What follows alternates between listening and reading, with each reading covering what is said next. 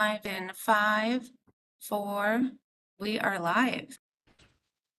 Okay, so thank you. Good afternoon, everyone. Welcome to the Toronto Seniors Housing Corporation board meeting. Today is Thursday, July the 31st. And before I get into the agenda proper, I'd like to once again thank staff for the due diligence they put into the preparation of this agenda. I want to also recognize my fellow directors on the board, and also all of you who are joining us via live stream. We appreciate your attendance, and we look forward to having a robust and meaningful conversation. So welcome. My name is Farid Amin, and I have the privilege of chairing this committee. I'd like to acknowledge that August is Emancipation Month, and this is quite apt as we sort of articulate and recite our ancestral acknowledgement. The 1834 Slavery Abolition Act of 1833 came into effect across the British Empire. Also from today, July 31st to August the 4th is Caribana. Since 1967, it has been and continues to be North America's biggest carnival, Caribbean Carnival, which also happens in Toronto every year at this time. And of course, Monday, August the 4th is a civic holiday known as Simcoe Day. So those of you who have the privilege of a day off, enjoy. Hope the weather continues along the vein as it is today. We have a fairly full agenda. We've got a couple of deputations, one in item 9A, the translation and interpretation policy. And we have another deputation on item 13, which is the Toronto Seniors Housing Corporation Information Report on the TSHC 2025 follow-up from the Auditor General recommendations. I'll now proceed with our land and African ancestral acknowledgements. Toronto Seniors Housing acknowledges that we are on the traditional territory of the Wendat, the Haudenosaunee, Anishinaabeg, and Mississaugas of the Credit First Nation, and is now home to many diverse First Nations, Inuit, and Métis people. Toronto is home to a vast diversity of First Nations, Inuit, and Métis who enrich this city. We also acknowledge that Toronto is covered by Dish with One Spoon Wampum Treaty between the Haudenosaunee and the Anishinaabeg nations, the Two-Row Wampum Treaty between the Haudenosaunee and the Dutch, as well as Treaty 13 and the Williams Treaties involving the Anishinaabeg and the Crown. Toronto Seniors is committed to reconciliation. We honor the land through our communities and programs that reflect and respect its heritage. Our land acknowledgement marks a small but key step in the process of reconciliation and building a positive relationship with Indigenous people. And now for the African ancestral acknowledgement, Toronto Seniors Housing Corporation acknowledges the racism and injustices faced by individuals who were brought to this land involuntarily, particularly those affected by the transatlantic slave trade. We acknowledge the experiences of Black peoples who arrived in Canada seeking a better life following the abolition of slavery by the British in 1834, while also recognizing the structural, systemic, and individual racism that they encountered, which continues, unfortunately, to persist today. This racism culminated in the tragic destruction of Africville, which was one of the largest settlements of the Black community in Canada. Toronto Seniors Housing is committed to recognizing all forms of racism, especially anti-Black racism, and is actively working to combat these injustices. We will now proceed to item number 3, which is new business and approval of the public meeting agenda. The agenda was circulated. Are there any amendments to the business or any amendments to the agenda? Seeing none, may I have someone move that the July 31st, 2025 board public meeting agenda be approved as presented? So moved, Mr. Chair. Thank you, Warren. Moved by Warren, seconded by Brenda. All in favor? With all in favor, be it resolved that the July 31st, 2025 board public meeting agenda is approved as presented. We will now move to item number 4, declaration of conflict of interest. Is there any conflict of interest declaration? Seeing none, if something were to come up during the course of this meeting, I'd encourage you to identify it and we will deal with it at that point in time. We now move to item number 5, which is approval of the board public session minutes of April 29th and July the 10th, 2025. Are there any amendments to the public board session minutes of either April the 29th or July the 10th, 2025? Seeing none, may I have someone move that the April 29, 2025 and the July the 10th, 2025 public session minutes be approved as presented? Moved by Linda, seconded by Lawrence. All in favor? With all in favor, be it resolved that April 29, 2025 and July the 10th, 2025 board public session minutes are approved as presented. We will now move to proceed to the approval of the board closed session minutes of April 29th and July the 10th, 2025. Are there any amendments to the board closed session minutes of either April 29th, 2025 or July 10th, 2025? Seeing none, may I ask that someone move that April 29th, 2025 and the July 10th, 2025 closed session minutes be approved as presented? Moved by Warren, seconded by Linda. All in favor?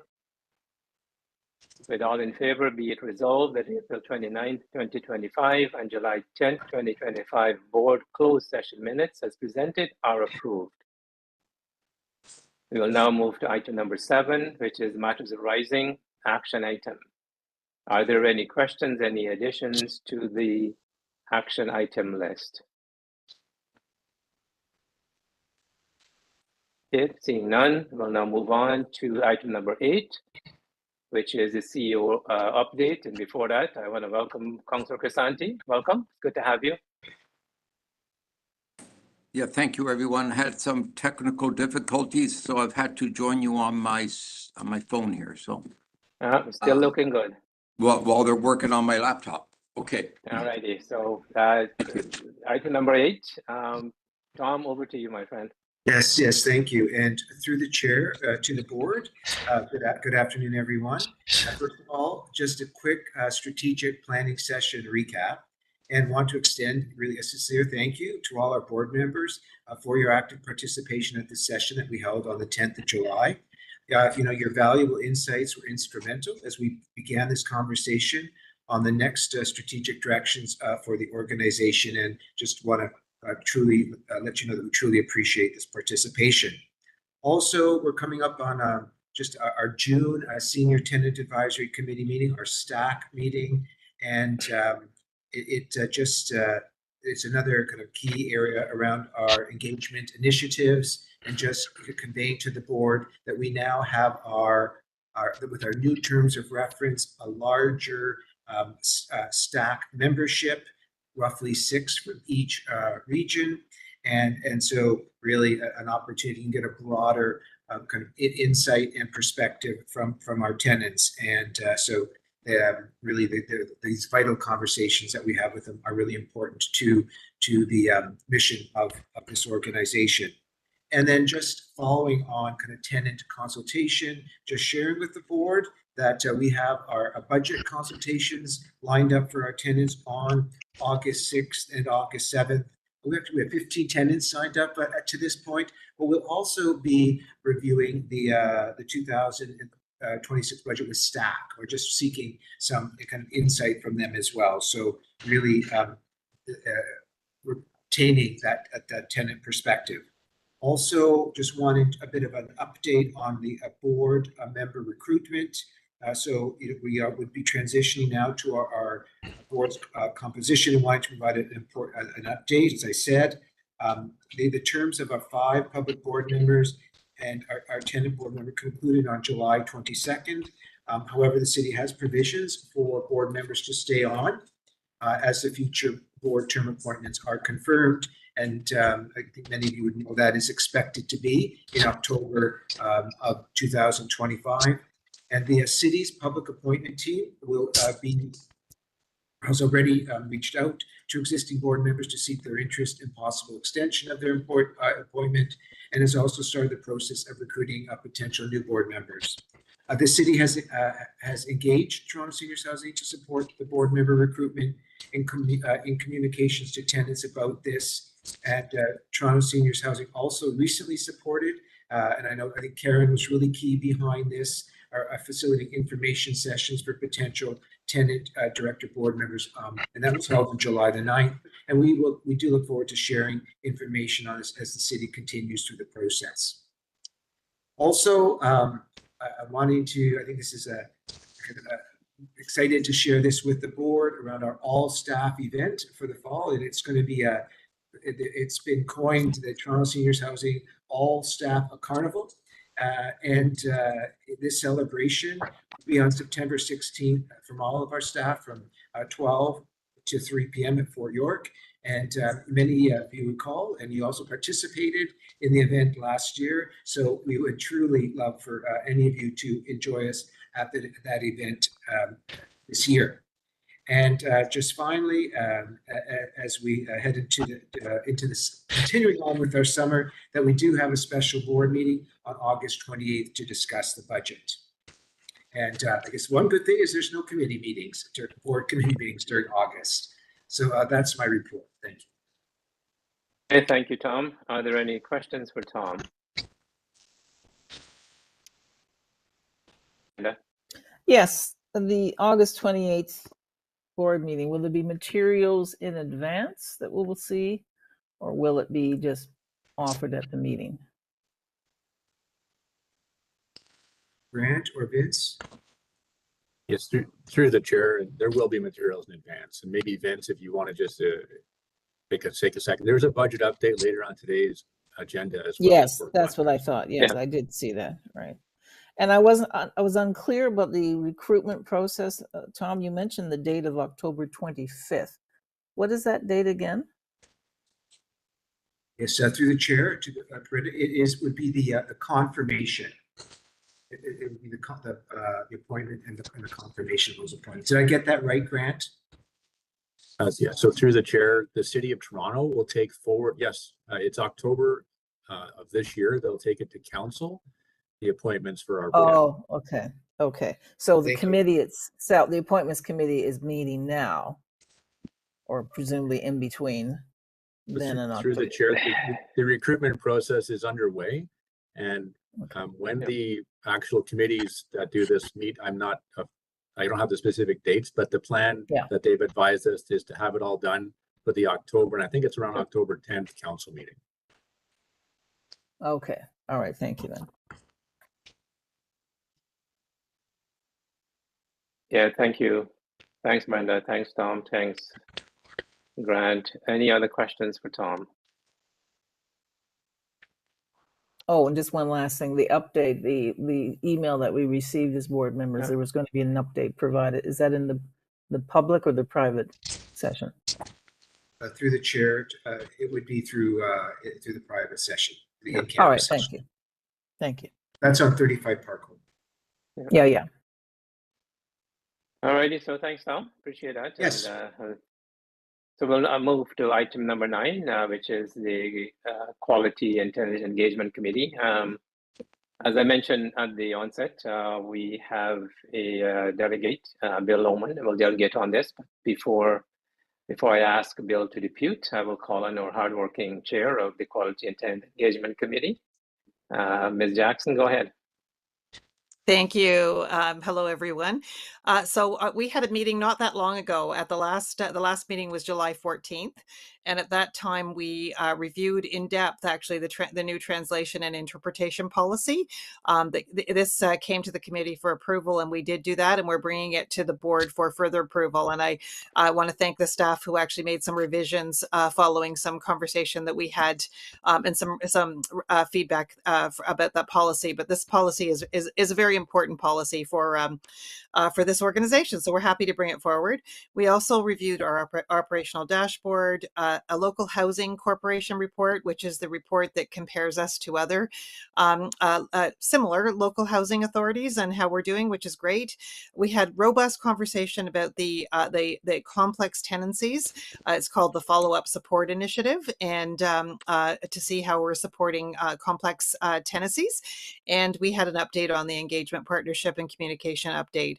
At today's meeting, we'll also have a strategic Q1 progress report. Our committee actually is responsible for tenant engagement and the strategic plan, and we're presenting that for information. And our next quality and tenant engagement meeting will be on Tuesday, September 30th. So I think the bulk of our presentations today will be actually around the translation and interpretation policy. And I'll put it back to you. Maybe we want to have the deputant now, or I'll leave it to you, Fareed. Yeah, no, thanks a lot, and appreciate it. And thanks again for bringing that policy forward. And thanks to staff for enabling us to have that kind of a discussion. So we have Bill with us. And Bill, it's always good to see you. Thanks for your continued engagement, and your advice, as always, is appreciated. So I would invite you now to depute, and I'll ask Karen to start the clock. You've got 5 minutes, sir. Thank you very much. Good afternoon, Chairman Amin, Mr. Hunter, and members of the seniors board. Thank you for this opportunity to speak the translation and interpretation policy. There's a lot of work that has gone into this, and I've been hearing about it for quite a while. And as it's gone around from building to building to get feedback from different people, and and being someone who deals with tenants, or try to deal with tenants who have different languages and different cultures and beliefs, then it's very helpful. And it really is a work in progress kind of thing. I do hope, I believe that it will be very helpful, and that having a framework for how the services are provided, I think is very important. I do have a couple points or caveats to it, and one is about policy wording. And that can present conflicting interpretations, and it opens the door to ambiguity. So things like looking at on page 28, the out of scope areas. It says that housing does not provide funding for translation or interpretation services for any events or programs led by tenants. And that housing will make every effort to provide materials, guides, templates, and things like that to help. And on 38, it again states that that housing does not pay for translation or interpretation for programs that are run or hosted by tenants. However, housing will try to provide materials to help that could include things.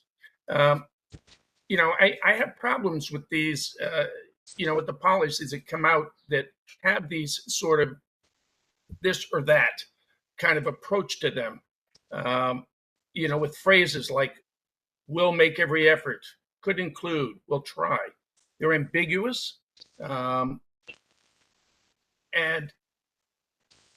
it's sort of a maybe or maybe not. And I would like to see a little more clarity in that aspect, so that tenants are very clear on that. Because tenants, especially the tenant circles, part of our function, is to be inclusive and to reach out to connect with tenants. And so if we are not being afforded the ability to translate, that kind of defeats the purpose in many ways. And it does, in a way, when we talk about translation, it does kind of lead into other discussions that have been had about policies in the past, what they are, what they're not, tenant input, and things that have been kind of agreed to, things like at the implementation table, and that somehow don't find their way down to the building level. So tenants are still being faced with things like we don't have any tenant leaders, that tenant circles, their only purpose is to, is what is involved with the CAF. I mean, my understanding through all of this is that tenants are supposed to have a larger voice and that they are supposed to have some agency about their surroundings because, they need to be included in that. And so I hope that in how we shape these policies, that there is the clarity there so that everybody understands from the same perspective. So thank you very much, and have a wonderful summer, everybody.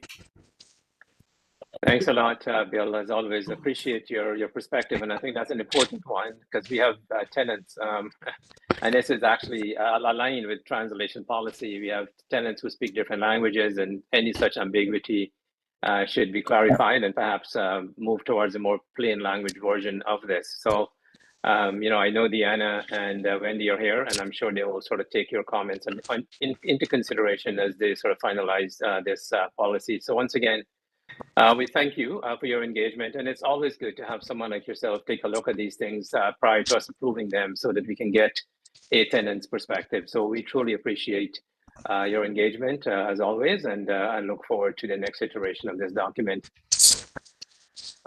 So to deal with the actual policy proper, I'll hand you over to Wendy and to Deanna. I just want to remind staff that we did go through this policy in detail at committee, so I would encourage you to hit the highlights and anything that came out of any subsequent discussion with the board rather than sort of going through it with the same level of detail as we did at the subcommittee. So with that in mind, over to you.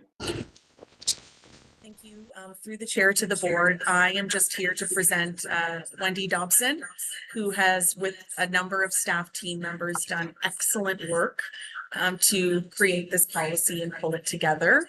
So I will pass to Wendy Dobson now to take us through a brief presentation reflecting some of our conversations at committee. Through the chair to the board, Wendy Dobson. As a chair, thank you, Deanna, and thank you everybody for having me today. I first, before we jump into this, I want to just say a thank you to Thashani Puvanendran, who was a project manager on this work and still is, and her tremendous work in supporting this to get this to this point and further down the line. So I just wanted to call out for that. I'm going to jump really quickly, and basically I just want to highlight a couple of things. The big things would be, as was mentioned, we did a good discussion at the Quality and Tenant Engagement Committee. So I wanted to just highlight the big changes that happened on this policy. One was getting into the details that were missing in the previous one, bringing in accessibility. So bringing in sign language and Braille into the policy, which wasn't there before. And I want to give a shout out to RPATH for providing us guidance on that and for doing a really comprehensive review with us on this. And that we're working really hard right now on procedures because those weren't there before. So we're really working thoroughly with staff to delineate procedures. And I want to thank Arnold, who deputed Mr. Margolis, who deputed last time, and Bill today, because they've given great feedback. And one of the things we've tried to do is make sure in our procedures that we're going to be doing further consultations, and that gives us the ability to expand and enhance beyond what the policy says. So our intention is within the procedures is to always meet or preferably exceed everything that is outlined in the policy, and to work closely with both staff and tenants to do that throughout. So the training will be a big part of that. And to also highlight to a motion that came up at the Quality and Tenant Engagement Committee around evaluation. So we are going to be doing an evaluation within the first year of how it's going. And then the procedures will be reviewed annually moving forward as well. And then the more comprehensive piece of the policy will be reviewed every 5 years. But we will keep a close eye to see if that timeline ever needs to move, and we're definitely open to considering that. So if we can just go to the next slide, I think that's the other important piece, is the consultations. Having the voice of tenants in here is, of course, the most important piece. So we did 8 consultations at meetings with tenants that specifically did not speak English, or very English was not a strong language for them, so that we could really get to the heart of what was happening. And we've already made some adjustments with instructions in the welcome guide, adjustments with a new magnet, things like that, to already react to some of the issues that came up through those consultations. So I want to thank all the tenants who came out to those, the Senior Tenants Advisory Committee, RPATH, the Center for Advancing the Interests of Black People, and we also had 3 staff sessions and attended 4 regional tenant volunteer meetings to get feedback into this policy. So I want to thank everybody for that. And I'm going to jump right to the end because we did go through this last time. And just speak really briefly, we did use the IDEA lens, so accessibility, diversity, inclusion, and equity lens on that. There was a tool that came out in our strategy, so we used that to do an analysis. And we also worked with the Center for Advancing the Interests of Black People to do a review from that perspective, and of course our path. So I just wanted to acknowledge those extra steps that were taken to make sure we were covering as much of a broad, diverse group and considerations as possible. So just speaking to our next steps, we just completed our consultations, initial consultations with staff on the procedures. So we have discovered a few areas we need to do a little more digging on, so that we can then finalize those procedures. And then we will go out to tenants as well to get a little more feedback on what tools and things like that will be useful for them. To Bill's point, we haven't been very specific in the policy, but we want to be specific in the procedures. And that requires a little more feedback from tenants as to what are the most useful tools that will help them. Other things that came up were recommendations around our website. We did verify that on our website, the Google drop-down list of languages. So our drop-down is short, but there is a way to translate all languages through Google on our website. We are working on moving more things to HTML, which makes them more legible. And we are, in the long term, looking at using other digital tools that have come into the market recently to help with things like audio and more accessibility in other ways, both on our website and for other documents. So there are lots of investigations going on to continue to look at how we can increase accessibility and translation and interpretation. And we do, we're going to be launching a new intranet in the fall. And we are also in the midst of launching SharePoint sites for all the different groups. And along with that, and with the translation policy, the training we'll be doing as a communications team will include training on templates for more consistency, what the review process should look like, things like that, to ensure more and more consistency across the organization. I think that responded to most of the questions that came out of the Quality and Tenant Engagement Committee as well. So I will open the floor for any further questions. Okay, thanks again, Wendy, and thanks, Diana. Brenda, go ahead. Thank you. Just a couple quick questions. The tenant data that we gather, can it be broken down by building so you actually would know what language groups are in that particular building? Through the chair, yes, Brenda. We're going to be pulling it annually, and yes, we do have the opportunity to filter it by building and by region. And so we do actually do that right now for our posters. That's actually how we determine what our secondary language posters will be. And we are actually working with somebody on our partner team, the Community Programs and Partnerships team, to make an even better tool that will allow us to break things down as much as we need to, and to easily refresh it annually to make it less cumbersome to do and more consistent. And that tenant data is from the point at which the information we gather at the point that they sign the lease, or is it in subsequent surveys that we get that data? Through the chair, yes, Brenda, we get that from the home system, which is our CRM, and they do put the initial data in at the beginning at the lease signing, but they also at their annual rent reviews have the opportunity to put that information in. And we've been speaking with our senior services coordinators and tenant services administrators about when and how to enhance those updates more frequently. Okay, and I didn't see the list of the 12 languages, unless I missed it. Through the chair, Brenda. Yeah, I don't think we provided that in this list. Okay. We just updated it recently. We pulled it in May. We've made sort of May our cycle, but we may move that to September. So when we fully launch this with the training, and we have the new tool, then we can do a brand new list. There were a couple of languages that changed when we pulled it in May out of our top 12. Yeah. Could we have that given to us or reported on, or I don't care what, I'm just intrigued by the languages. And the chair, absolutely, we can provide that. And lastly, French. I know the City Hall has a policy of French language.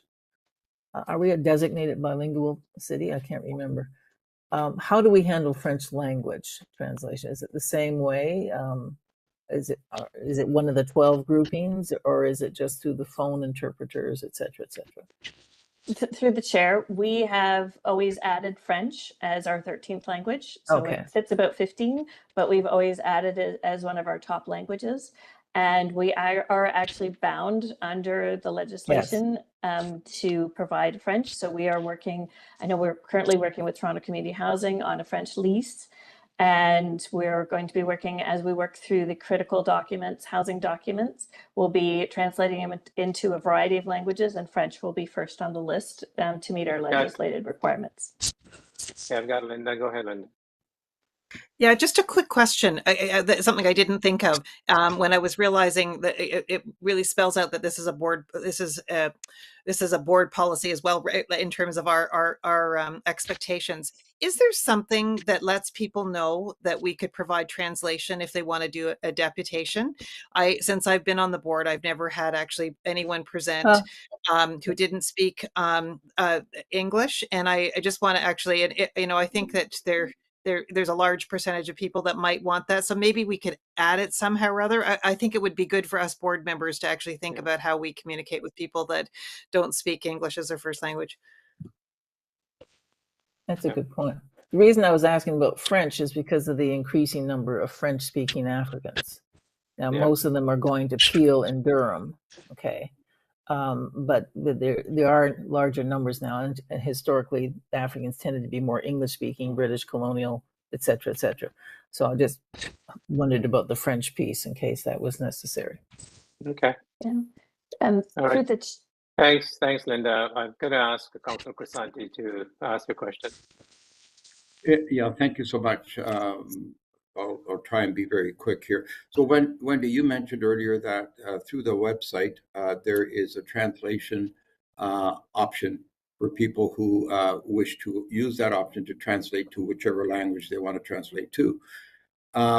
Keep in mind, this is a Toronto Seniors Housing Corporation, seniors.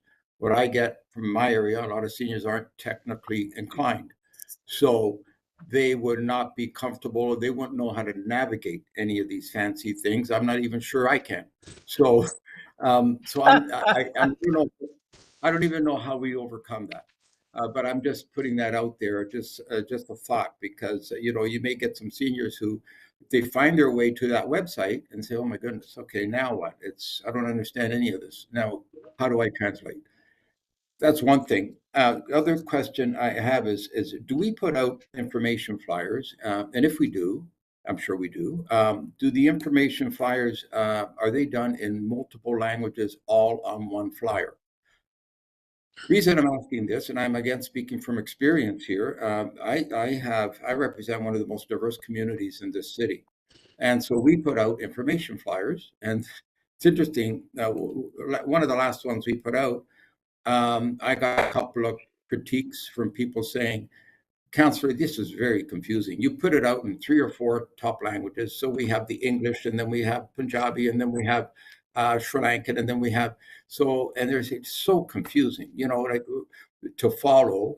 And then there was one interesting comment saying, Councillor, there's an assumption that just because English is not our primary language, and our primary language is Punjabi, for example, or something else, that there's an assumption that we don't Exactly. speak English. That's we right. do. We've been here for 10 years. We've been here for a few years.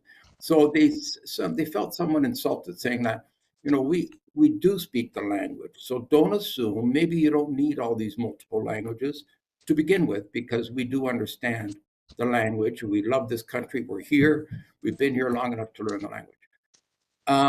Any thought there? Because there was a slide, Brenda, that I saw that actually listed the 12 languages in Wendy's presentation.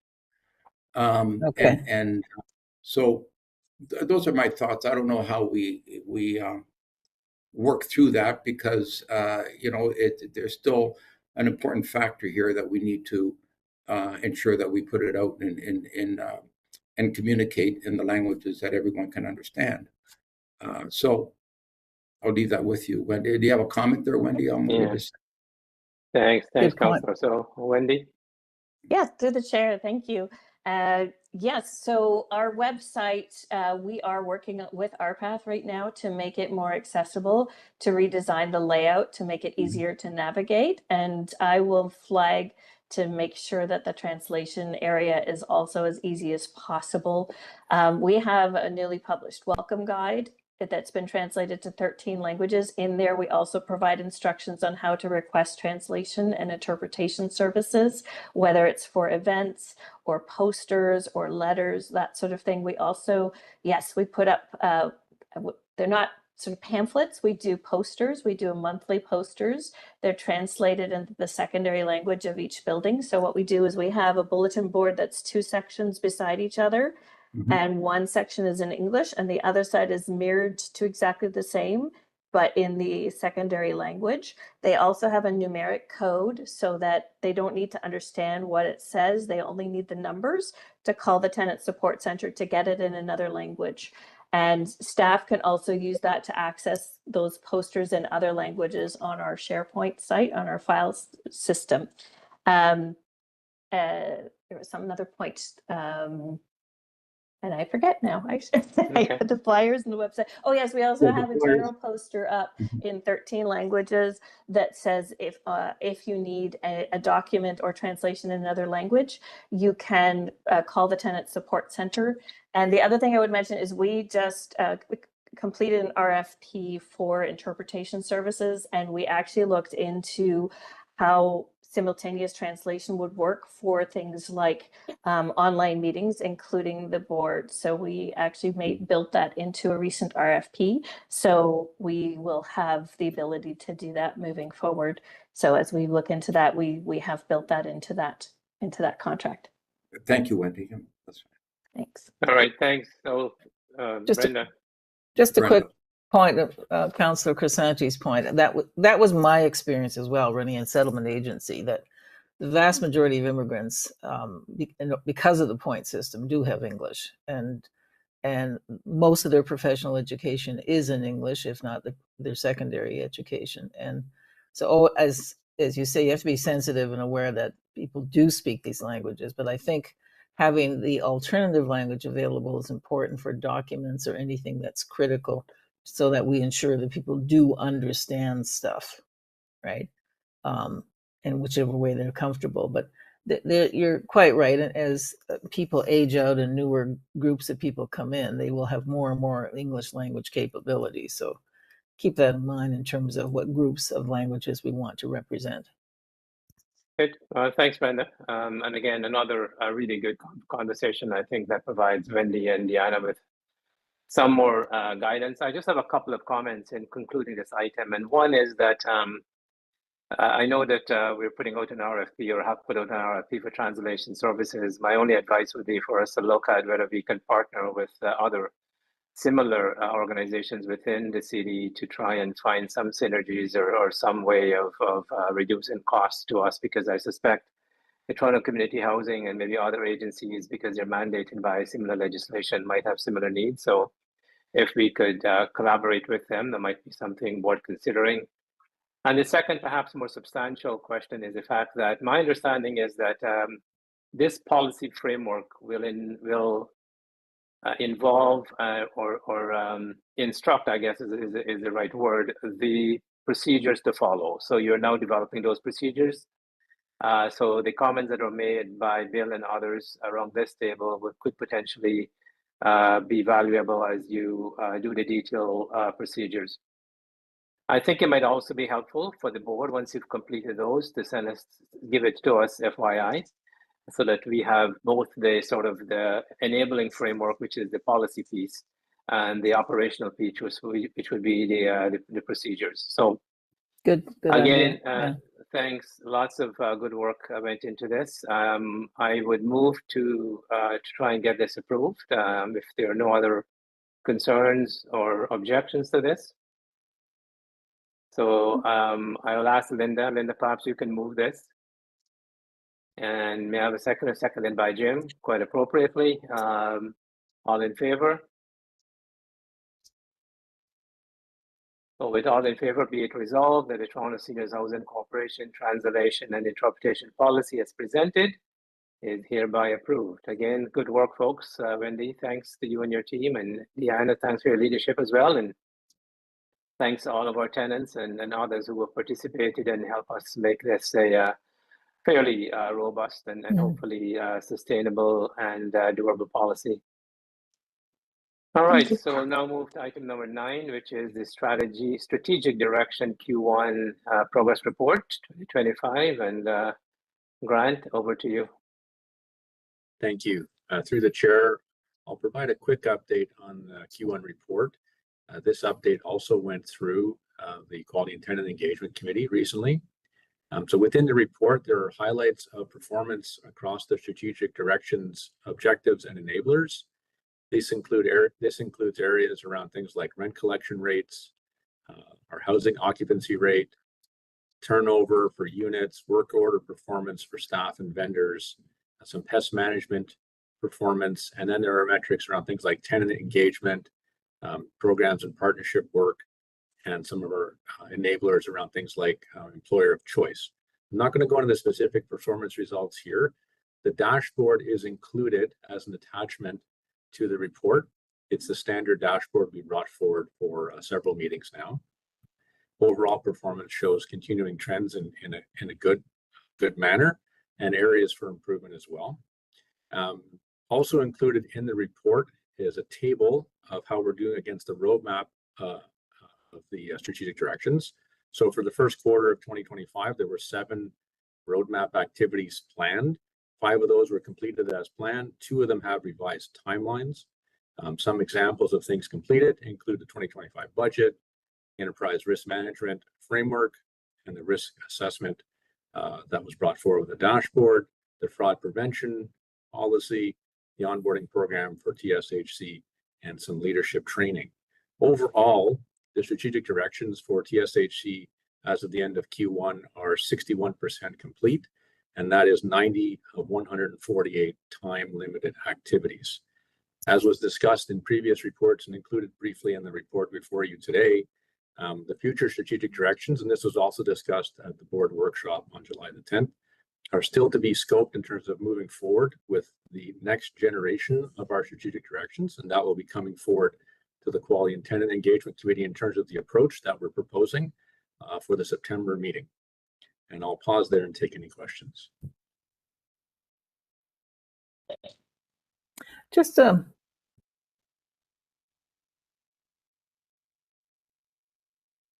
go ahead, Brenda. Just a quick question.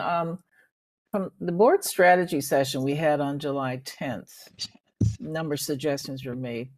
What will be the outcome from some of those things? Will they be reflected in some of the revisions here, or will it go through the committee first, or will it come back to the full board first? Just technical. Yes, so through the chair, there will be a couple of different aspects to how the strategy session outcomes will be reflected.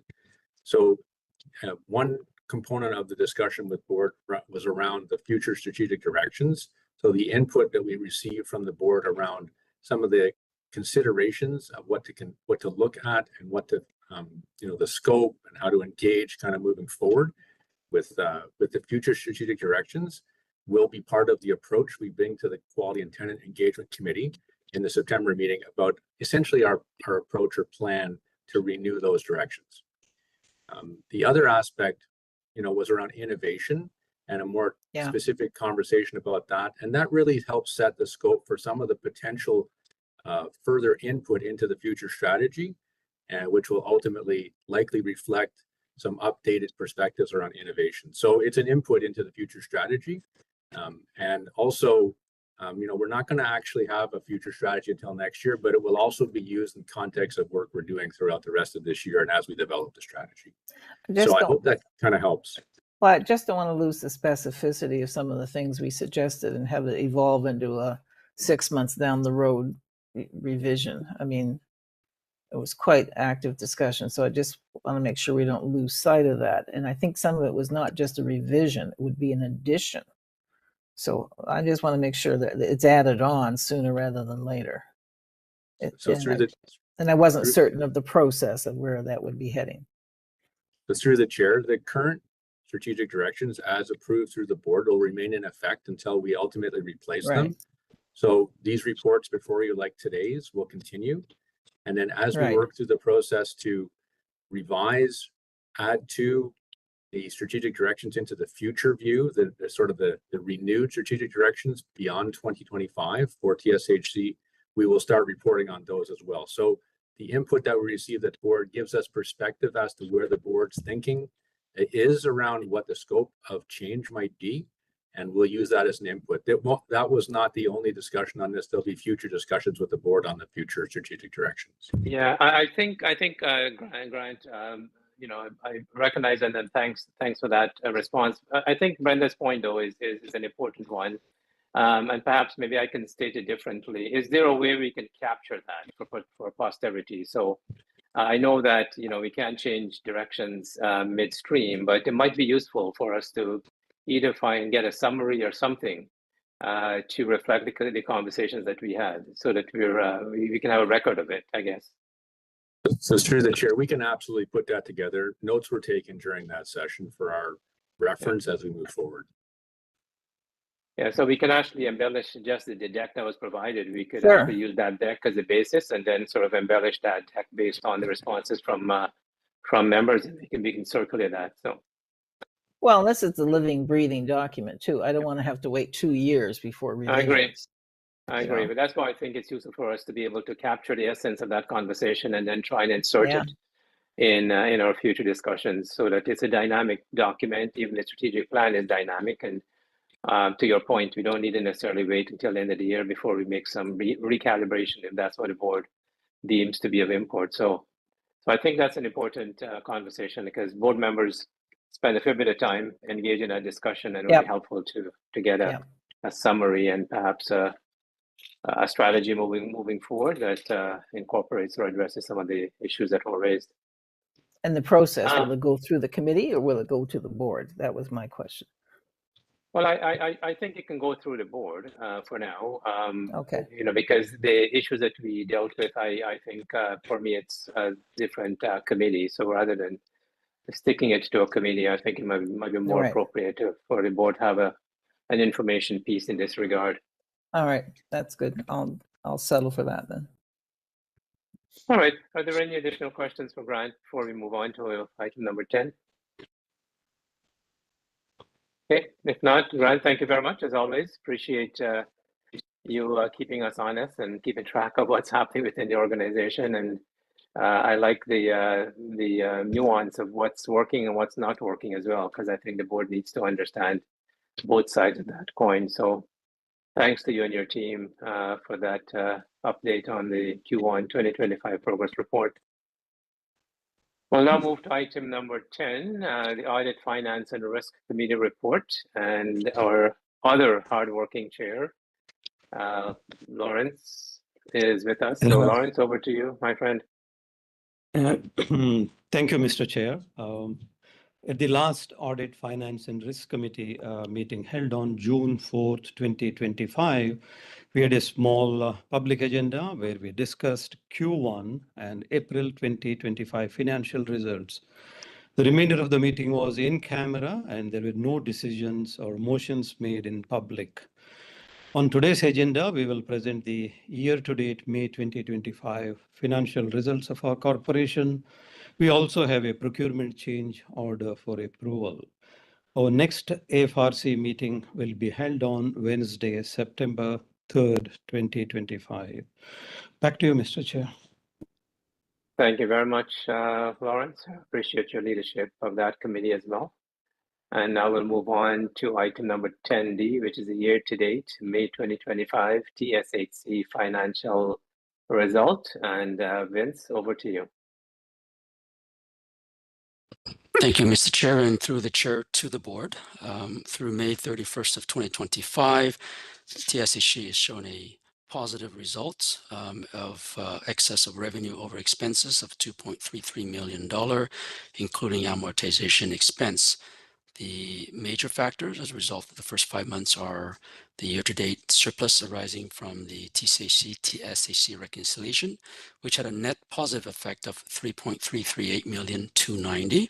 Along with that as well, there were a couple of other areas, including salaries and benefit, which had a small surplus here, along with other savings in professional services, legal, and miscellaneous costs.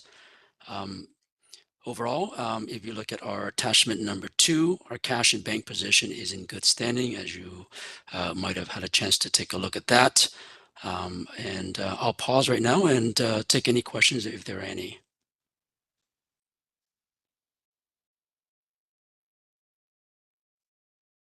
I think you're on mute.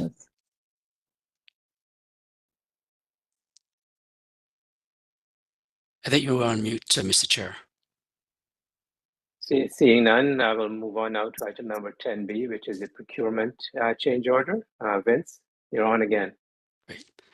Thank you, and Mr. Chair, and through the chair to the board. On the item 10B on the procurement change order, subject to the procurement method delegations of authority that applies to all standard and non-standard contracts, the board and board committees as appropriate shall approve all open competitive processes where the amount could be a change order value exceeds the greater of $250,000 or 20% of the original commitment value, or to the extent the terms of the contract. For this particular item here, the summer event, BBQ cater event, had an additional requirement to increase $24,000 more, and we are seeking the board for approval of this particular change order. And I'll pause now and take any questions if there are any. So as Vince mentioned, this is the Move Catering Inc. Moving to an amount of $24,203.25 exclusive of taxes. Are there any questions on the change order? Just a quickie. Councilor Crisanti, go ahead. Yeah, no, I just wanted some clarity. I think I heard Vince say that that the board of directors are able to approve all open competitive change orders that exceed $250,000. This change order is $24,000. Or 20%. Yeah, or 20%, Mr. Chair. Yeah, 20% rule. Yeah. Okay, so this 24,000 represents 20%. Right. So if you look at the original change order, the amount there was $8,000 as the original commitment. So it went from 8,000 to essentially to 24,000. So the delta there is over 20%. Otherwise, then staff are delegated to accept change orders up to $250,000. Beyond that, then they've got to take that change order to the board, correct? Yes, either that, or if the original, if the amount is more than 20% of the original contract. So that 250 threshold is one test. The other test is that if the new amount is more than 20% of the original contract, it has to come to the board as well, even if it is below 250. So Fareed or Vince, so what happens if there is a change order that is just under the $250,000 threshold? I don't know, 6 months later, there happens to be an additional change order that follows suit for another $200,000. Just a concern there that, you know, they're not being split up for any particular reason. To evade. Yeah. Yeah. Vince, go ahead. Good Yeah, question. so Please scrutinize that. yeah, to the chair, through the chair to the board. So essentially, the amount, the 20% is a cumulative amount as well. So that means that Okay. if something happens down the road and there's an additional amount there, the amount is a cumulative component of it. So from that perspective, you know, that would come back to the board for approval. Yes. All right. Perfect. Yeah. We're covered. Thank you. Brenda, go ahead. Is this coming out of our community activity funds, or it's over and above the community activity funds? Yeah. Go ahead, Vince. Yeah, through the board to the chair, through the board to the chair to the board. Yes, so this is part of the community action fund, Right. and we do still have some room left within the community action fund to be able to sustain and able to absorb this additional amount.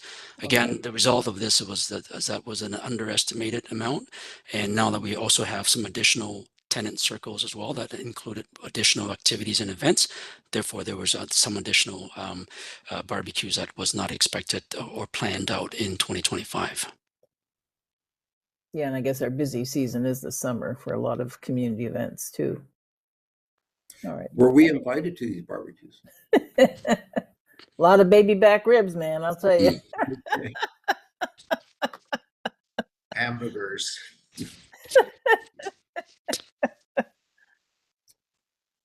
Thank you.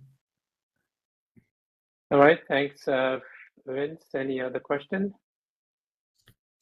So we need a motion to approve this as well. And so can I have someone move that? So The, moved, Mr. procurement. Chair. Thank you very much. May I have a seconder? Okay, seconded by Jim. All in favor? That is approved. So with all in favor, be it resolved that the procurement change order as presented is approved. Okay, so we'll now move on to item number 11, which is the Corporate Governance and HR Committee. Councilor Crisanti, over to you. Great, thank you. Yeah, and I just want to start by just saying that, just reflecting on this, I wasn't here at the last committee, and Brenda chaired it. And Brenda, thank you so much for doing that. Really appreciate it. Oh, no problem. But Anytime.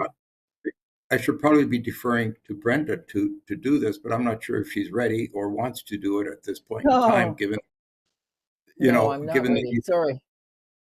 no worries.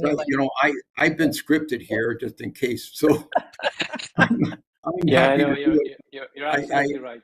Brenda, I should have been Brenda chaired more that meeting, careful so. and picking this up. And I said, no, wait a minute. I didn't want to proceed. And by all means, Brenda, I heard you did a phenomenal job, and it was a great productive meeting. So I'll leave it to you, Brenda, if you'd like to. I will defer to you at this moment. I would be happy to do it, but I just didn't have my notes in front of me. No worries. All right. Yeah. You're good? Okay. So go ahead. So again, thank you so much. Unfortunately, I wasn't able to be here last time, and I really want to extend my sincerest thanks to Brenda for chairing this meeting. I heard she did just a great job. Thank you, Brenda, once again. No problem. Thank you. I hear it was very productive. And there, as always, there were a number of important items that we talked about. Toronto Seniors Housing Employee Engagement Survey, very important piece. People and Culture Dashboard, and Toronto Seniors Housing Employee Orientation.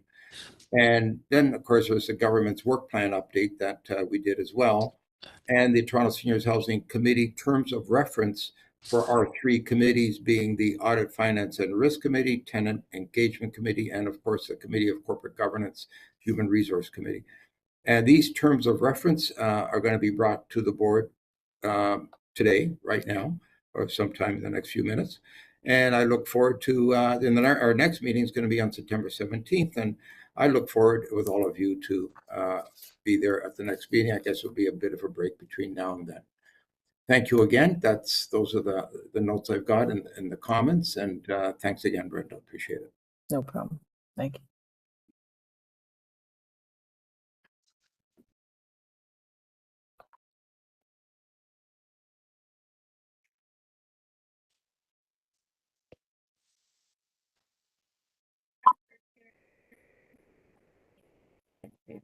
Yeah, back to you, Fareed. I think he's muted or. Yeah. Mm-hmm. Can you hear me? Oh, good now. Yes, we're Sorry good to about go. that. I was having some trouble with my my AirPods. Well, I'm glad you came back. I was about to carry on without you to go to. You're welcome to carry on without me. I always defer to the elected officials. So, all right. We're looking, I guess, for a motion in this regard, Karen, that we No, approve so the. just, it's Terms of Mr. reference. Chair, yeah, it's through the chair, Grant Coffey will go through the terms of reference. Okay. All right, so Grant, over to you. Item number 11A. Thank you. And I'll make this quick. So through the chair, as noted in the update that Councillor Crisanti just gave at the last TSHC, updated terms of reference for each of the 3 committees of Toronto Seniors Housing Corporation were brought forward. These were housekeeping changes for our terms of reference, and we're now bringing them forward for board approval. We provided both track changes and clean copies of each committee's terms of reference in the attachments 1 through 6 on the staff report. For context, most of the changes made to the terms of reference at this stage are for consistency around the formatting, grammar, and that's why we've categorized them as housekeeping. For our Audit, Finance, and Risk Committee, we kept, for example, under the committee membership that members are financially literate, but removed that from the other committees. There were some inconsistencies in how the original terms of reference were written. We also did align and put in place statements around resources to support the committees. This was something discussed when it was brought forward to Corporate Governance and Human Resources Committee. A more fulsome review of the terms of reference for the committees can be considered in the future. This is something that we can introduce as a discussion at a board governance workshop that we intend to have with the board later this year in Q4 after the board member updates are concluded with the city. So it's for the board's consideration for approval today, and I'll take any questions. All right, any questions, any suggestions on the terms of reference? Thank you for the highlighting in red. It helps visually for me to read. So thank you for doing that. The before and after changes. Yeah. Linda? Yeah, just a comment, and it's one that I always worry about. I understand that the chair of the board has voting privileges, but does not help with quorum. And I always worry about the fact that many of our committees, we only have 2 members that are actually members besides the chair, and quorum is 2. I think just if there's anything that we can do to see if the committees can have at least 3 members, it puts pressure on 2 people. Like if one person gets ill that day, you technically can't have a meeting. And remarkably, thank you, Jim, for always showing up to my meetings and others that come too. But if there was some way that we could actually work with the numbers on the board to have at least 3 members, so that if one person can't make it at the last minute, that you wouldn't have to cancel a meeting. Because I thought that the chair could become could lead towards quorum, but they all say it doesn't. Can I just jump in for a sec, Linda? What Linda just said just resonated. I'm of course on a number of other committees. Do we do things differently here? Because I could tell you at any of the other committees, for example, planning and housing, the chair can make quorum, and that's a good point. So why is it that if the chair is missing, or if the number of people attending a committee, in this case for Toronto Seniors, and we're short members, the chair should be able to be counted as a member. That's true. For That's true. quorum. Yeah, I think I just want to make sure there is some clarity around this, right? So we're talking about the chair of the board, right? Not the chair of the committee. That's right. And That's right. So I think the Well- chair of the committee obviously is part of the quorum, but the chair of the board, who is an ex officio member of all these committees, if, for example, not to be personal, but if I show up, I can vote, but I'm not counted as part of the quorum. So it's not the chair of the committee; it's the chair of the board. Okay. I don't know, I Councillor, if misunderstood. that's yeah. I think that's Yeah, that's and a that's nuance. Yeah. And that's pretty what I was standard. thinking. But Yeah, it Fareed, is. is that It's really the consistent? size of the committee that Sorry, is can more we, my worry. just one at a time. Sorry, I have the Warren. Warren, you had a point you want to make before we? Just it's just very standard what we have in terms Okay. of chair of the board. Okay. And Councillor Crisanti, you want to say something to clarify? Yeah, no, would that, Fareed, be consistent with what the city does? Yeah. Yeah, I think as so. well? Yeah. All right. Okay. Just want to be clear. Linda. Yeah, and just sorry for jumping in.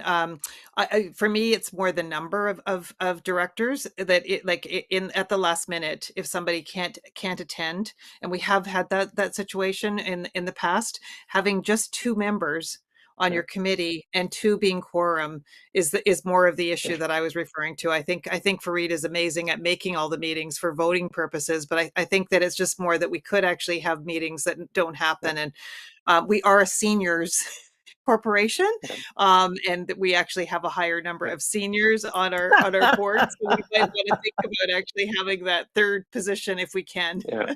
No, I agree with I'll get to Jim in a second. I agree with where Linda. If we can increase the minimum number of members to more than 2, I think that would be helpful, and it would solve that quote unquote structural issues. Jim, go ahead, my friend. You're on mute. The problem arose after Maureen passed, and That's a good point. Yeah. the board member that constituted the Quality and Tenant Engagement Committee, and so we're missing that person. And once the city is finished with the process of selecting the board, that should be solved. There should be 2 members on the committee then. Okay. Thanks, Jim. Grant?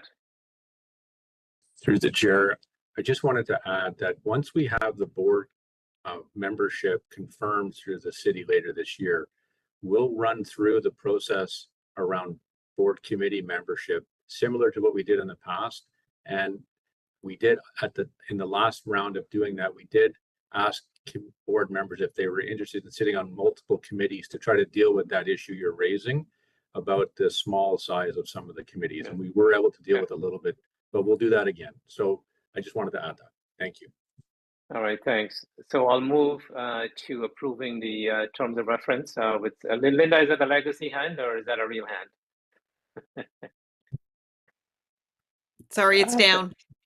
Thanks. All right. Okay. So I'd like to move to the approval of this if members are so inclined. Can I get a mover and a seconder, please? So moved, Mr. Chair. Thank you very much. Moved by Warren, seconded by Linda. All in favor? That's approved. Okay, so with all in favor, be it resolved that the TSHC committee's terms of reference are approved as presented. We'll now move to item number 12, which is the budget planning. Over to you, Vince. Thank you, and through the chair to the board. Attached, you will see the 2026 budget timeline. The City of Toronto has set a September 9th, 2025 due date to TSHC to provide the first draft submission. Similar to 2025, this would be a standalone budget. where TSHC will provide a separate budget note and disclosure. The first draft will be raised with the board on a special meeting on August the 28th, which will go through in detail the operating plan and also the request for the additional headcounts there. Attached, you will also find the memo in the communication from the city on the 2026 budget kickoff, along with the efficiency exercise we had to do. Along with that as well, below is the process within TSHC. I will take any questions if there are any at this point. Okay, thanks. Brenda, go ahead. The efficiency aspect to this budget, I couldn't quite understand it.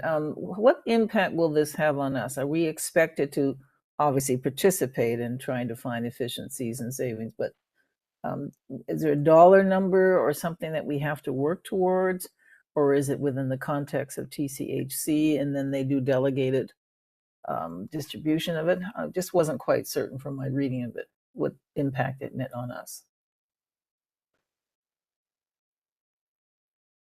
Yes, thank you. And through the chair to the board, this particular exercise, we had to work with TSHC to come up with a specific number. The goal and the target was about $600,000 in terms of efficiency savings, whereby $400,000 of that was supposed to come from TSHC, and the goal for TSHC was about $200,000 efficiency. Okay. I would like to report that we did meet that objective and that requirement, mainly due to some of the collection on the bad debts piece of it, and also other efficiencies on the office supplies and savings. But to your point earlier, yes, the majority does come from TSHC, and they were able to meet the majority of it, not completely the 400,000, but we were pretty close in this case here. And we met that objective. Correct. We've submitted that information back to the city, and we have not heard back since. But we presumably that there's no further questions from the city on that front. And is it 10 positions that we've not filled? Was it 10 or 6 positions? Will that be offered up? Will that be included in our budget again? I know we cut it out, but what is the position that we're taking on those unfilled positions? Yeah, and through the chair and to the board, so there were at the end of 2023 10 position. Yeah. Sorry, end of 2024 10 position. Right. 2 of those positions were met in the 2025 budget. So currently there's 8 remaining corporate positions that is expected. We did put in our forecast in the 2025 budget 4 and 4. So this will be 4 positions in 2026 and 4 positions in 2027. Whether or not we will get that, we still have to go through the process and the business case to do that. But we will have that internal conversations with within the leadership team, and we'll provide in the update on the August 28th submission. Okay, thank you. Okay, thanks, Brenda. Any other question for Vince? All right. I don't think we need a motion on this. So we'll now move on to item number 13, which is the Toronto Seniors Housing Corporation Information Report. This is a follow-up from the previous Auditor General recommendation. I'd like to welcome again Tara Anderson and Aina Chan. Tara, of course, is the Auditor General, and Aina is the Deputy Auditor General. Thank you for joining us today. I appreciate you being with us, and thanks again for keeping track of this and providing us with an update. However, before you go, maybe what we can do is we have a delegate on this, Tara. So if you're okay, we can seek your indulgence and invite Mr. Margulies to depute for 5 minutes, and then we'll get into your presentation proper. So Arnold and Lawrence, just 1 second. I have to step away for a few minutes. So 5 minutes or so. If I don't come back by the time this item ends, can you carry on the meeting until I come back? Yeah, okay, no problem. Thanks. Yeah, good afternoon. Do you hear me? Hello? Yes, we do. Okay, thank you very much. I appreciate the opportunity to talk to the board yet again. And this issue was presented to the board before, but taking the opportunity to inform the Auditor General about the issue, especially given the fact that I already filed with Auditor General at the beginning of July about this issue, and this is kind of a work in progress. So as a reminder, Ina Chan signed a document who is present here today. It was on November 1st, 2021, report after some reshuffling of management of TSHC Corporation. She signed a report advising to better work with property management contractors because there was significant abuse what they were doing, in the buildings, including from money standpoint and general conduct. So the Toronto Seniors Housing Corporation is kind of one of the property management contractors de facto of the buildings owned by Toronto Community Housing Corporation. So that's why in April I presented this deputation to the Toronto TSHC board, asking them to do certain things in our building.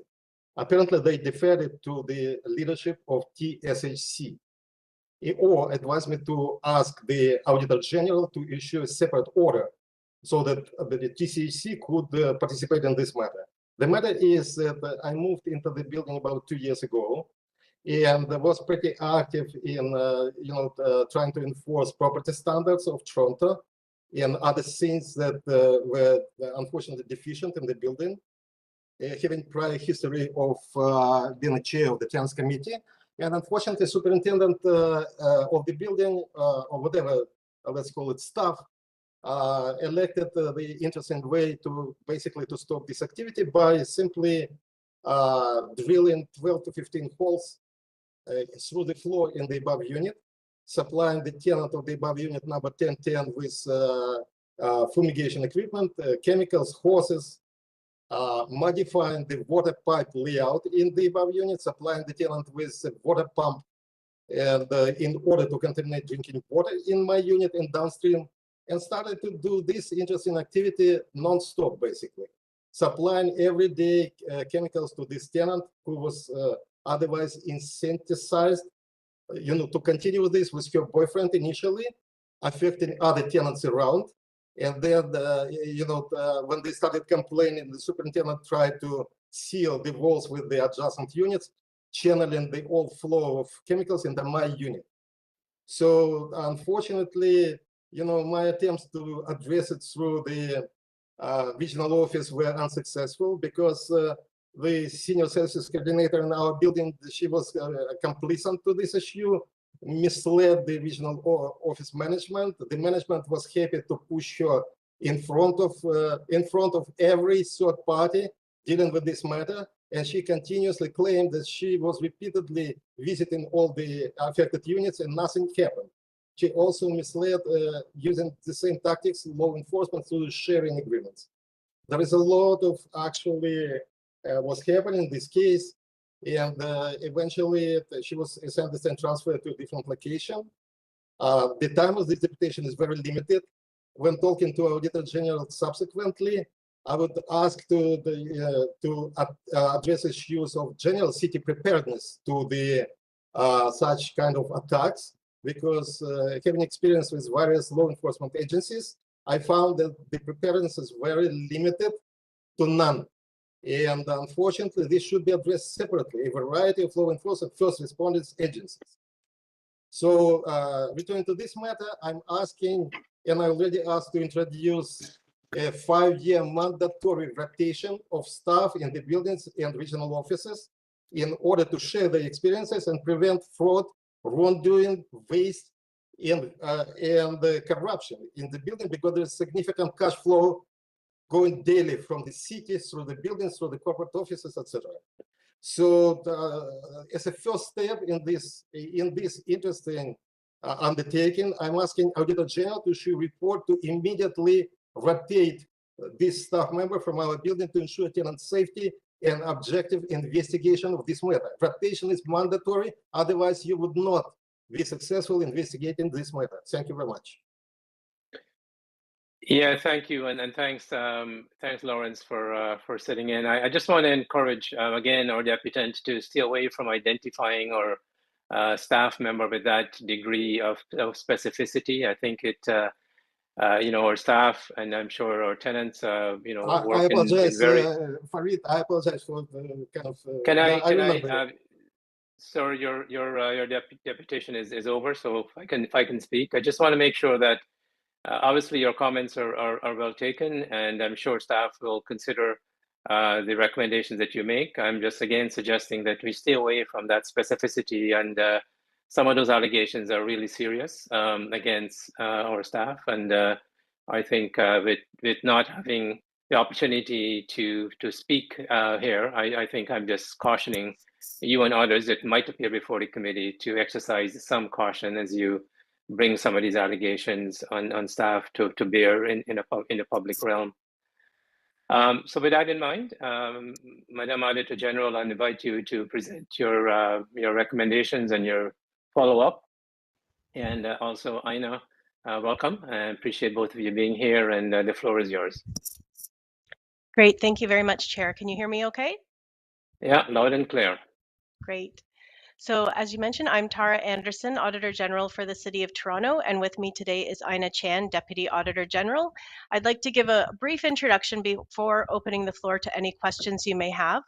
So the report before you today is our follow-up report of two previous Auditor General audit reports of Toronto Community Housing Corporation. TSHC was not yet a separate corporation at the time of these audits. However, we felt it is important that you are made aware of these reports. So first, I'll give a short overview of the two Auditor General reports issued to TCHC and why they're relevant to TSHC. So in 2019, we audited TCHC's revitalizations, which transform aging housing infrastructure into better homes and neighborhoods with a focus on improving social infrastructure. The objective of the audit was to evaluate how TCHC's revitalization program addresses the challenges of providing public social housing and contributes to city building priorities. The audit highlighted that TCHC revitalization initiatives are a significant undertaking and are an opportunity to plan and build a community from the ground up. The audit report included 23 recommendations to help the city and TCHC strategically align their priorities and desired outcomes with an adequate funding plan to more fully leverage revitalization opportunities to achieve broader city building objectives, such as increasing the supply of affordable housing, and to improve accountability for the outcomes of revitalizations. The 2019 report is relevant to TSHC because there are some TSHC operated units included in TCHC revitalizations, and we understand that TCHC's engagement team is working with TSHC's teams primarily around tenant messaging related to the revitalizations. In 2021, we issued another audit report on embedding accountability into service delivery, lessons learned from the audit of contracted property management services. At that time, TCHC was working to bring property management duties for their residential buildings back under its direct management. Our audit resulted in 10 recommendations to help improve oversight, monitoring, and management of site work across TCHC's entire building portfolio. The 2021 report is particularly relevant to TSHC because TSHC partners closely with TCHC in many areas, including service delivery in the 83 TCHC-owned buildings that TSHC operates through its shared services delivery arrangement. Specifically, TCHC and TSHC management have advised us that the processes TSHC staff follow for how work orders are created, updated, and approved in the home system, how vendors are dispatched, and how vendors are managed and paid are consistent with TCHC's processes.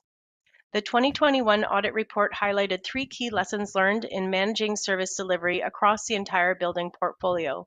And the focus should be embedding accountability into service delivery by 1, setting clear, consistent performance expectations and measures, 2, monitoring performance to hold service providers accountable for quality, and 3, building trust and confidence through accurate, transparent, data-driven reporting. Next, I'll briefly describe how our follow-up process works and why it matters, and then I'll go over the results of my office's follow-up of audit recommendations from the 2 previous audit reports that I've just described. My office follows up on the implementation status of open recommendations from our reports to verify that recommendations are fully implemented and are achieving their intended benefits. For TSHC, recommendations are adopted first through the TSHC BIFAC and board before being forwarded to the city's audit committee and city council, and likewise for TSHC, they would be adopted first through the TSHC's audit, finance, and risk committee and board before being forwarded to the city's audit committee and council. Recommendations are then entered in my office's online tracking system, and management updates our office using that online system, providing their action plans for implementing recommendations, and can upload supporting documents at any time for recommendations reported as fully implemented. We normally wait at least a year after a report is issued before including recommendations into our citywide follow-up process to give time for management to address recommendations. For example, the recommendations included in Phase 1 and Phase 2 of our 2024 TSHC and TSHC cybersecurity audits were not included in this year's follow-up cycle, but will be included in the future. We generally do not conduct follow-up work on recommendations until they are reported by management as fully implemented. For recommendations management reports as fully implemented or no longer applicable, my staff review actions taken and do verification work, such as reviewing related supporting documentation and records, and they meet with management and staff. Once my office assesses a recommendation as fully implemented or no longer applicable, it is considered closed. After our review, we report the results of our follow-up, which is the report before you today. So moving on to the results of this year's follow-up review, this report is a consolidated summary of the status of the 33 prior recommendations from the 2 reports I've mentioned. For our 2019 audit of TSHC revitalizations, 12 of 23 recommendations were previously closed in a follow-up we completed in 2021. For our 2021 report with lessons learned from the audit of contracted property management services, this is the first time we've included the 10 recommendations in our follow-up process. So during our current follow-up cycle, TSHC management, together with the city, reported a further 12 recommendations as fully implemented, which include 9 out of the 11 remaining recommendations from the 2019 revitalizations audit, and 3 out of the 10 recommendations from the 2021 contracted property management services audit. We assess that these 12 recommendations have indeed been fully implemented and have highlighted some noteworthy results in our report. As of the end of this follow-up cycle, 9 recommendations are not yet fully implemented and remain open, 2 from the 2019 revitalizations audit and 7 from the 2021 contracted property management services audit. These recommendations, together with TSHC management's action plans and estimated timelines for completion, are in Exhibit 2 of our report.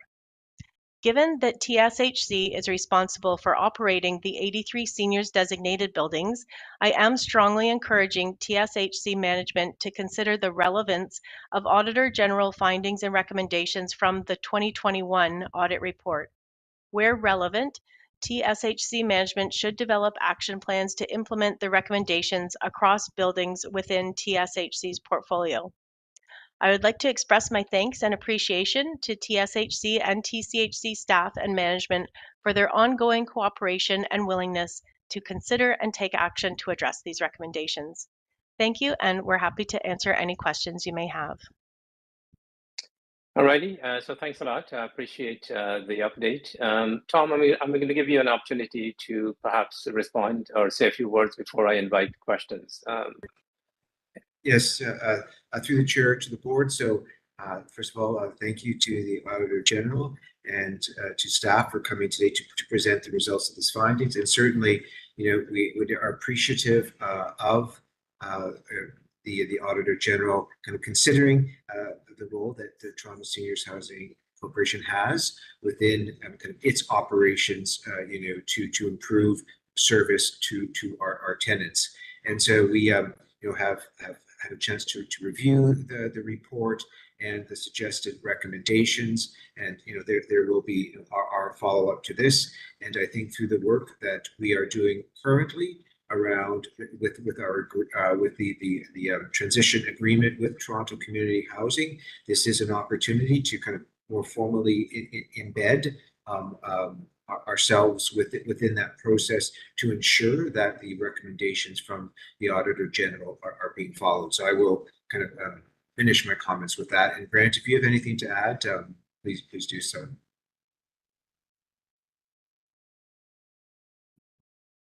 Just through the chair to the board, just more specifically, we have reviewed the recommendations and do see opportunities and touch points. And as we move forward on the work that Tom has mentioned with TSHC on a transition agreement, we'll definitely include that in the context.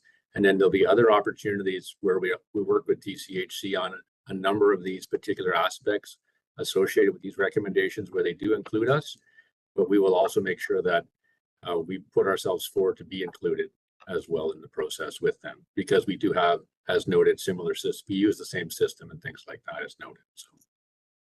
Yeah, I just want to encourage staff to continue to work with TSHC. I mean, these are recommendations that are overdue and have been sitting around for a while. So any collaboration, any work that can be done with TSHC and TSHC to try and bring these to a conclusion, I think would be much appreciated. I know that, this organization may not exist and may not have had full control over some of these things that the AG spoke about.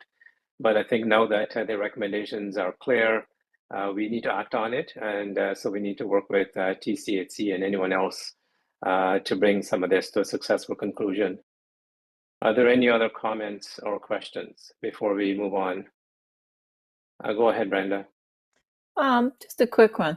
Will there ever be a point in time where Toronto Seniors Housing Corporation will be audited separate from TSHC, or will we always be included in that package? So through the chair, we will definitely consider TSHC separately in terms of any risks and opportunities as we develop our office work plan. And so I believe there are some potential audits on our backlog listing in last year's work plan. It was just a matter of, which audits bubble up to the top in terms of what gets done in the work plan. But definitely TSHC is also considered separately. All right, thank you. Thanks. All right, so I don't see any other questions. So once again, I want to thank the AG and the Deputy AG for holding us to account. Always appreciate your perspective, and I think citizens across the city of Toronto appreciate the work that you do day in and day out. So thanks, and we'll endeavor to work with our colleague at TSHC to bring these recommendations to a successful conclusion. And we're also very cognizant of the recommendations you made regarding cybersecurity, and we're paying close attention to monitoring those as well. So thanks again. I appreciate your input and feedback, and you're always welcome to come to our board and tell us what's going right and what needs to be addressed. So thanks a lot. Thanks so much, Chair. All righty, so we'll now move to item number 14, which is moving into closed session. So can I get a motion to move into closed session? So I need a mover and a seconder. Okay, moved by Linda, seconded by Councillor Crisanti. All in favor? That is approved. So be it resolved that the board closed part of the meeting to the public is hereby approved. I'll now wait for Karen to end the live or suspend the live streaming and give us a few minutes to get in camera.